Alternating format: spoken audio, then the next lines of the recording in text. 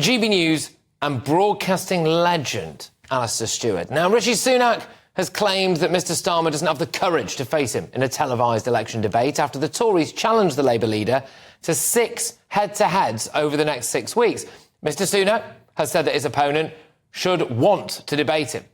I heard this morning that he said he wanted to debate the British people rather than me. I think what the British people want are answers to the questions about what he would actually do if he became Prime Minister and how much it's going to cost them in higher taxes. I think those are the answers that he should be providing. And it's either going to be Keir Starmer or me that's Prime Minister on July the 5th, and he should want to debate me. I want to debate him, and I hope that he takes up the offer.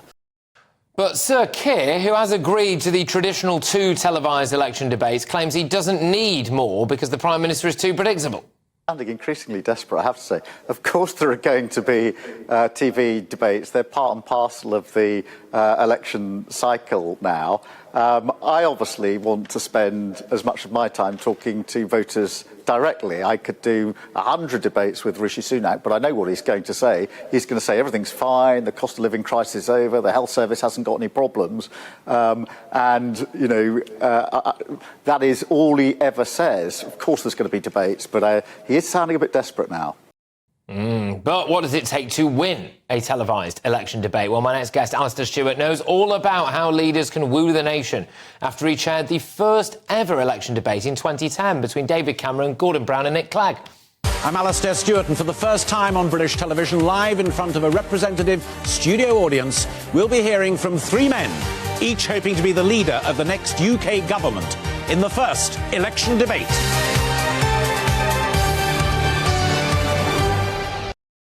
Gosh, it feels like a long time ago, that now, doesn't it? I'm very pleased to say that Alastair joins me now. Alastair, great to have you on the show. Fantastic.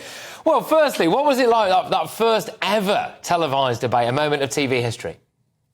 It was absolutely nerve-wracking, and I hope that little intro there that you very kindly played didn't show it, but we were terrified because we were first only because we literally drew straws between the BBC, Sky and ITV, and ITV won, and we said, yeah, OK, fine, we'll go first, and then the BBC went second and Sky went last. And it was a huge responsibility because if we'd screwed it up, then it would have made it very, very difficult for it to become, as Starmer said, it's part and parcel of the broadcasting landscape, which it had been in America for decades, but it wasn't here. What you're looking at right now, that's a first. That is a very, very first. Gordon, Dave and Nick, first time it ever happened. And I'd just pick up on 2 very quick points because I think that both Keir and Rishi made a reasonable point about debating with the people. When we reflected on it afterwards, Adam, David Dimbleby and I all agreed that what we really wished there had been was more direct contact from the audience, from the people, with the leaders, more cut and thrust, like we get on GB News with the People's Forum. And I think that is a lesson that hopefully will have been learned. The second thing I would say is, and you're looking there now, there he is, that's the People's Forum, there's Rishi. I think after we'd done our bit, there then became too many. And it became cluttered. And if you've got a lot of candidates up there, like in Scotland, for example, then it loses focus. There was a sharpness in having only the 3 people who in that election, one of them was going to be Prime Minister, come what may. It wasn't going to be a coalition again. And that really matters. And my final point, and it's advice and guidance to whoever picks up the mantle, is I think that what Adam, David and I all did was to make it about the leaders. It wasn't about us. And I think some of the subsequent debates became a little bit too much about the presenters. I think I know who you might be talking about there, yes. But when it comes to how they win these debates, what does it take to win a debate? We've had some infamous moments, haven't we? I agree with Nick. We've had... It really can be... I think Ed Miliband stumbled at one point, which is a bit unlucky, but it does... These moments matter. What does it take to win one of these TV debates? I think one of the key things in this television era and instant commentary on social media is that it's about charisma.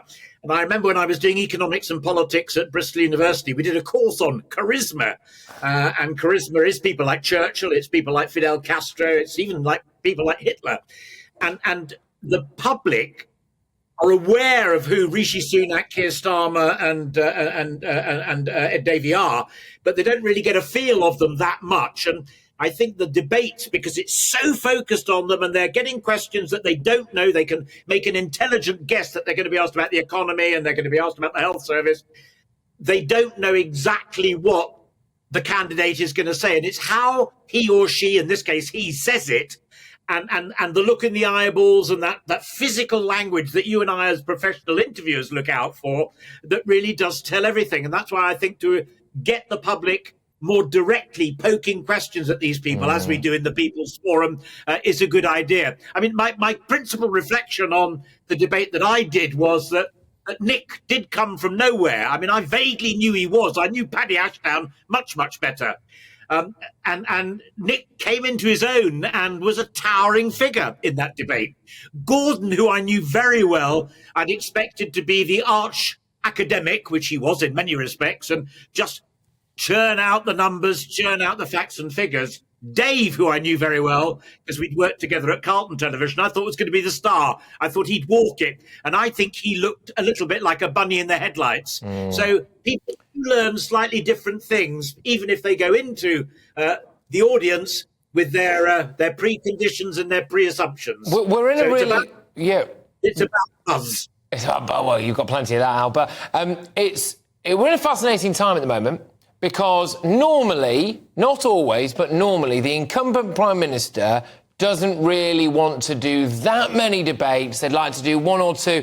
But it's almost like roles reversed. We've all seen the polls. So it looks as though Keir Starmer, could go on to secure a victory. So Rishi Sunak this time seems to be the one who's going, come on, debate me, debate me, debate me.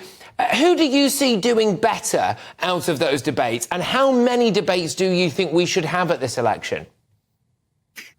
I would go for 2 or 3, and I think that we showed with the and you'll remember this because you were involved in it in the hustings debates that we did, and GB News was asked to do when I did Rishi and Liz up in Manchester, and really enjoyed it. I think if they become too widespread, then there is a problem, and I think Keir mentioned it in your introduction.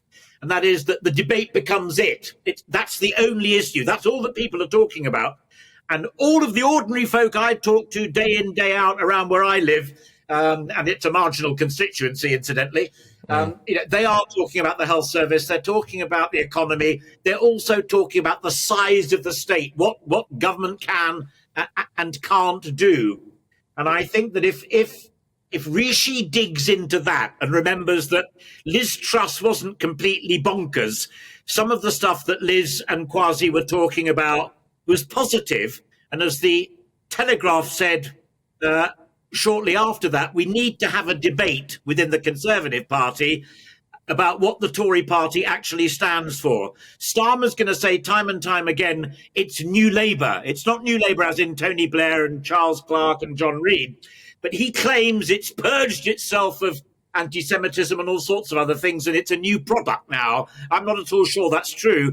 I'm not sure that Rishi, if you cornered him, as I tried to in Manchester, could define for you what the Conservative Party is this year, right now. That's why Reform UK is doing so well, because they've got a lot of the clothing that the Tories comfortably wore back in the Thatcher era. And if you read what Rishi said in his May's lecture, and if you look at some of what Liz Truss was saying, you might get a little bit closer to what a lot of folk who used to support the Conservative Party want the Conservative Party to be talking about again. Just one final one with you, Al. What we're not going to be seeing at any TV debates is going to be Nigel Farage, because he's decided not to stand as a candidate. I think that could have been a concern for all of the politicians, because Nigel is I think, a good natural performer in that kind of environment, isn't he? So he's going to be missing from any leadership debates if we do have them. Yeah, that is true, and he's not a leader of a party. And it'd be interesting to know whether Mr. Tice would be invited to one of them. And I think that One of the things I've said to a lot of people about when I joined GB News, I mean, I knew of Nigel. I didn't know him intimately. He wasn't a mate of mine. He became a mate of mine. And what I discovered was that Nigel Farage has a much broader hinterland than simply Brexit and UKIP and stuff like that. He's got strongly held views on a whole range of issues, and he's very articulate and very intelligent on many of them. So it would be a shame. But I think the other thing that's been observed is absolutely true, is that Reform and Farage, who's going to be campaigning for them, will take votes for sure from the Conservatives, but they'll also take votes from Labour. That's why Boris did so well and why the Red Wall tumbled down. Look, Alastair, thank you very, very much. And it is such a pleasure to be able to chat to you again.